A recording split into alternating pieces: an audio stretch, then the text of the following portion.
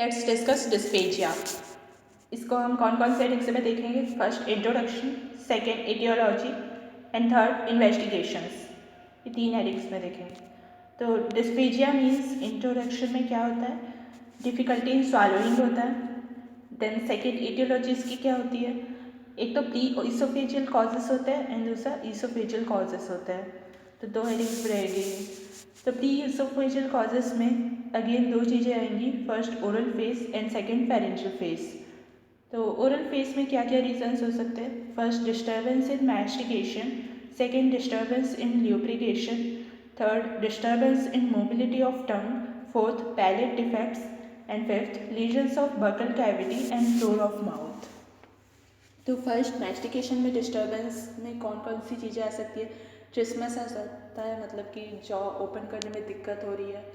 Fractures of mandible का अगर fracture हो गया, और ट्यूमर्स ऑफ अपर और लोअर जॉ, अपर या लोअर जॉ में ट्यूमर्स आ गए, या फिर टेम्पोरो मैंडिबुलर जॉइंट का डिसऑर्डर हो गया। Then second disturbance in lubrication, इसमें कौन कौन सी कंडीशंस आ जाएंगी? सेरोस्टोमिया आ सकता है फॉलोइंग रेडियोथेरेपी, मिकुलिस डिसीज़ आ सकती है और Sjogren's disease. Then third disturbance in mobility of tongue. अच्छा, ये जो हमने डिस्टर्बेंस इन ल्यूब्रिकेशन देखा था उसमें जेरोस्टोमिया मतलब क्या होता है? ड्राई माउथ होता है। तो जेरोस्टोमिया अगर होता है रेडियोथेरेपी के बाद, देन मिकुलिस डिसीज़ का मतलब क्या होता है? एबनॉर्मल एनलार्जमेंट ऑफ ग्लैंड्स हो जाता है अराउंड माउथ, और दूसरी सिम्टम्स आते हैं मिकुलिस सिंड्रोम में। देन थर्ड जोग्रेंस डिसीज़ में क्या होता है? ड्राई आइज और ड्राई माउथ हो जाता है। नाउ थर्ड हम देखेंगे ओरल फेस में third cause disturbance in mobility of टंग। तो ये टंग के पैरालिसिस में हो सकता है, पेनफुल अल्सर्स में हो सकता है, टंग के ट्यूमर्स में, टंग टोटल ग्लॉसेक्टोमी में हो सकता है।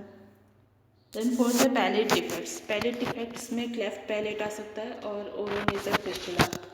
देन फिफ्थ है lesions of buccal cavity and floor of mouth. तो इसमें स्टोमेटाइटिस, अल्सरेटिव लीजन्स और लुडविग्स एंजाइना आ सकता है। ना सेकेंड फेरेंजियल फेस है। फेरेंजियल फेस में क्या क्या हो सकता है? ऑब्स्ट्रक्टिव लीजन्स हो सकते हैं फेरेंस के। Second inflammatory conditions, third spasmodic conditions and fourth paralytic conditions. तो ऑब्स्ट्रक्टिव लीजन्स ऑफ फेरेंस में क्या क्या आएगा? टॉन्सिल के ट्यूमर्स आ सकते हैं, टंग के बेस के ट्यूमर्स, फेरेंस के ट्यूमर्स, ये सब। इन्फ्लेमेटरी कंडीशंस में क्या आएगा? एक्यूट टॉन्सिलाइटिस, पेरीटॉन्सिलर एब्सेस, पैराफेरेंजियल एब्सेस, ये सब। ना स्पाज्मोटिक कंडीशंस थर्ड, उसमें क्या आएगा? टीटनेस, रेबीज, ये सब। फोर्थ पैरालिटिक कंडीशंस में क्या आएगा? पैरालिसिस आएगा सॉफ्ट पैलेट का। ना ईसोफेजियल कॉजेस है सेकेंड। तो ईसोफेजियल कॉजेस भी अलग अलग हेडिंग्स में है, 3 हेडिंग्स में है। That is first lumen, second wall and third outside wall. तो ल्यूमेन में क्या कॉजेस हो सकते हैं? फर्स्ट ऑब्स्ट्रक्शन हो सकता है ल्यूमेन में, जो कि अट्रेसिया में ऑकर होता है, और सेकेंड फॉरेन बॉडी हो सकती है।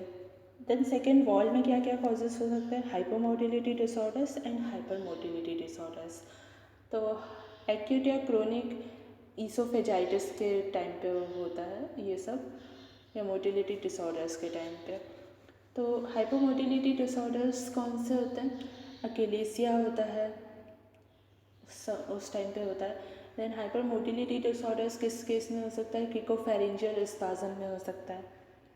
नाउ थर्ड आउटसाइड वॉल, उसके कौन कौन से कॉजेस होंगे? 3 कॉजेस होते हैं। हाइपोफेरेंजियल डाइवर्टिकुलम हो सकता है, या तो हाइटस हर्निया हो सकता है, या सर्वाइकल ईसोफाइट्स हो सकते हैं, osteophytes sorry.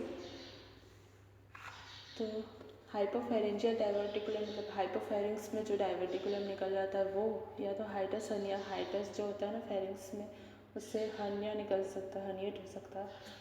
Third cervical osteophytes. Osteophytes मतलब क्या होता है? बोनी प्रोजेक्शंस होते हैं जो एसोसिएटेड रहते हैं कार्टिलेज के डिजेनरेशन से, और वो जॉइंट पे प्रेजेंट रहते हैं।